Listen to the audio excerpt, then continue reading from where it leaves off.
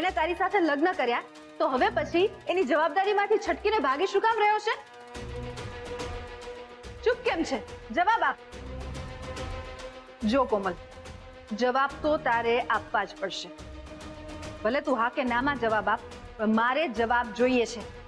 હા પૂછ, મને ખબર છે તું નહીં જ માને, એટલે તારા બધા જ સવાલોના જવાબ આપવા માટે હું તૈયાર છું. બોલ, શું પૂછવું છે તારે?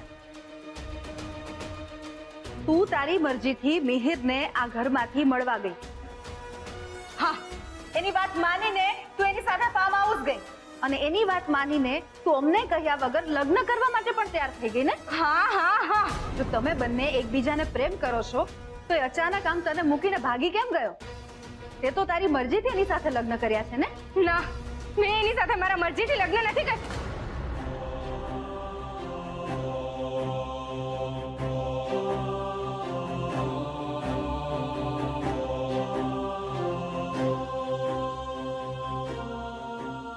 ઓ ગોડ, મારાથી શું બોલાઈ ગયું? કોમલ, તું હમણાં જે પણ કઈ બોલી એ ફરી બોલ. તારે સાંભળવું જ છે ને? તો સાંભળ. મેં મિહિર સાથે મારી મરજીથી લગ્ન નથી કર્યા. બસ ખુશ. તું જો લગ્ન કરવા નહોતી માંગતી તો પછી શું કામ લગ્ન કર્યા? કારણ કે જો હું એની સાથે લગ્ન ના કરે તો એ પોતાની જાતને ખતમ કરી નાખે. એને ધમકી આપીને તું માની ગઈ? ના ભાઈ, એને સમજાવવાની કોશિશ કરી અને એ માની પણ જાત, પણ એ પહેલા એ આવી ગયા અને મારે લગ્ન માટે હા પાડવી પડી. એ આવી ગયા એટલે કોણ આવી ગયું કોમલ? એ હું નહીં કહી શકું. કેમ નહીં કહી શકે? મમ્મા પ્લીઝ સમજવાની કોશિશ કર. હવે હું તારા એક પણ સવાલનો જવાબ નહીં આપી શકું. જો કોમલ, તારે જવાબ તો આપવો જ પડશે. એવું તો શું થઈ ગયું? કોણ આવી ગયું? અને એવું તેમણે શું કહ્યું કે તારે લગ્ન કરવા પડ્યા? મમ્મા પ્લીઝ સમજ. જો હું આ લગ્ન ન કરત તો બધું જ બરબાદ થઈ જાત. આપણે લોકો રસ્તા ઉપર આવી જાત એટલે મારે લગ્ન કરવા પડ્યા. કોણ આપણને રસ્તા પર લાવી દે? મમ્મા, તું તારા બધા જ સવાલોના જવાબ આપ્યા, પણ હવે હું કંઈ જ નહીં કહી શકું. અરે પણ કોમલ, મમ્મા પ્લીઝ, હવે તું મને તારા સમ આપે કે પહેલા હું જ તને કહું છું કે તું મને કંઈ જ નહીં પૂછે, તને મારા સમ. અરે કોમલ, મારી વાત તો સાંભળ. કોમલ, એ કોમલ, કોમલ.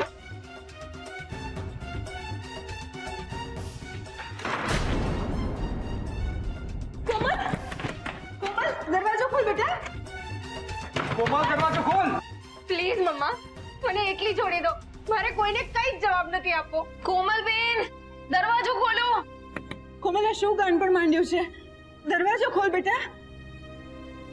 અરે કોમલ, તું વાત સમજવાની કોશિશ કર. અમે ભાઈ પ્લીઝ, મારે કંઈ જ નથી સમજવું, પણ એક વાત તમે લોકો સમજી લો અને સ્વીકારી લો કે મારા લગ્ન થઈ ગયા છે. એ હવે આપણે એક્સેપ્ટ કરવું જ પડશે.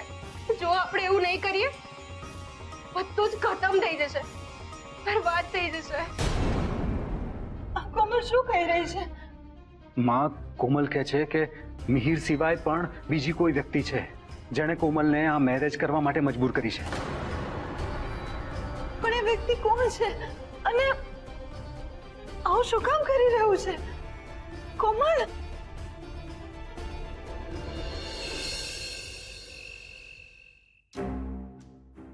કે ભાભી તો આદુ ખાઈને પાછળ જ પડી ગયા છે. મને તો લાગે છે કે જાણીને જ રહેશે કે મિહિરને અને કોમલને ભાગી જવામાં કોણે હેલ્પ કરી હતી. અને જો એમને ખબર પડી ગઈ કે મેં હેલ્પ કરી હતી તો મારા તો આ ઘરમાં દિવસો જ પૂરા થઈ જશે. અને જો આવું થયું તો હું રાકેશને શું કહીશ? અમારા બંનેના આ ઘરમાં કાયમ માટે સેટલ થવાના પ્લાન પર પાણી ફરી વળશે. ઓ માય કાના, ગમે તે થઈ જાય, આ મેટરમાં મારું નામ ક્યાંય ના આવવું જોઈએ, નહીં તો હું તો રસ્તા પર આવી જઈશ.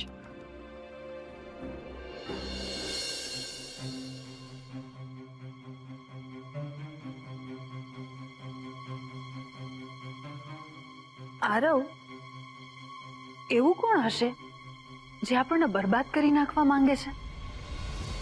આપણી તો કોઈની સાથે કોઈ દુશ્મની નથી.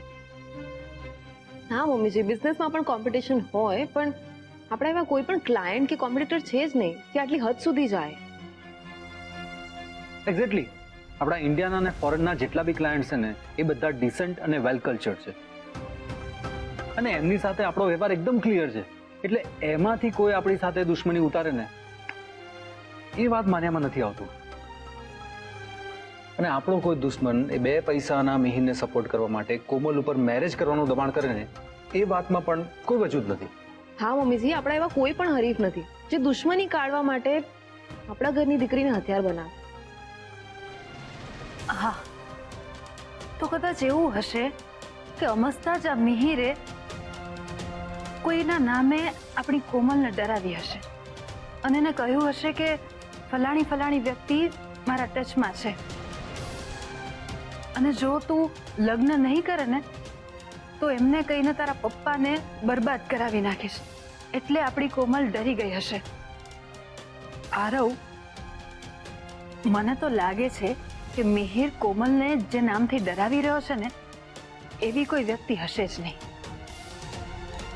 મમ્મીજી, મને એમ લાગે છે જ્યાં સુધી હું કોમલબેનને ઓળખું છું, કોમલબેન એટલા ડરપોક કે ના સમજતો છે નહીં કે મિહિર એમને કાંઈ પણ આવું કહે અને એ પોતે માની લે. મને એવું લાગી રહ્યું છે કે જે વ્યક્તિએ ધમકી આપી છે કોમલબેને એમને પોતે નજરે જોયા અને સાંભળ્યા હશે. એટલા માટે જ આટલા બધા ડરી રહ્યા છે. ખરેખર કોમલ ડરેલી તો બહુ દેખાય છે. હા મમ્મીજી, જ્યારે એ કહી રહ્યા હતા કે બધું જ બરબાદ થઈ જશે, ખતમ થઈ જશે, ત્યારે એમની આંખોમાં ડર હતો, ખૂબ ડર. જો એવું જ હોય સોનું તો વહેલામાં વહેલી તકે આપણે એ વ્યક્તિને શોધી કાઢવી પડશે. એવું તો કોણ છે જે આપણને આવી રીતના બરબાદ કરી નાખવા માંગે છે? પણ હજી પણ મને એવું લાગે છે કે આ મિહિર આપણને અને કોમલને છે ને મિસગાઈડ કરી રહ્યો છે. ના ના ના આરવ, જો એવું જ હોત તો એ પોતે ગાયબ ન થઈ જાત. એનું ગાયબ થઈ જવું એ સાબિત કરે છે કે એ નથી ઈચ્છતો કે જે વ્યક્તિનું એ પોતે પ્યાદું છે એ વ્યક્તિની ઓળખાણ બહાર આવે. એકવાર એ મિહિર મારી સામે તો આવે, એને ની ખો ભૂલાવી દો. માં, આપણે બહુ નાચી લીધું એ મિહિરના ઈશારા પણ બસ હવે નહીં. એ મિહિર ક્યારે ફોન કરશે ને ક્યારે આપણને એના ઘરનું એડ્રેસ આપશે ને એની રાહ હવે નથી જોવી.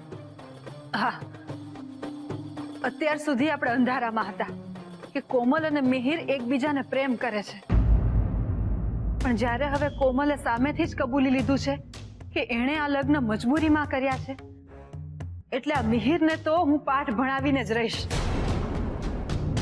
આરવ, એક્ઝેક્ટલી તમે શું કરવા માંગો છો? Police complaint. પોલીસના 2 દંડા પડશે ને એટલે મિહિર ઓટોમેટિકલી બધી વાત ઓખવા મળશે કે એનો બોસ કોણ છે એ પણ, અને આ કાંડમાં એને કોણે કોણે સપોર્ટ કર્યો તો એ પણ. OMG! આરવ તો પોલીસ કમ્પ્લેન કરવાની વાત કરે છે. આ આખો મામલો પોલીસ સુધી પહોંચી ગયો ને મિહિરે ક્યાંક મારું નામ આપી દીધું તો હું ભાઈને કઈ રીતે ફેસ કરીશ? મારે કંઈક કરવું પડશે. હું શું કરું એ મને નથી સમજાતું અને તમે પણ કેમ સમજતા નથી.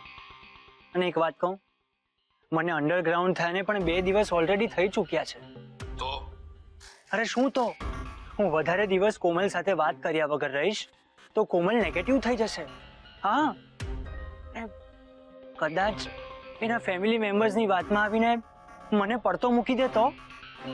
ઓ ગોડ, પ્લીઝ પ્લીઝ તમે કંઈ કરો. એક વાત કહું, મારાથી હવે આ સ્ટ્રેસ હેન્ડલ નથી થતું. That's it.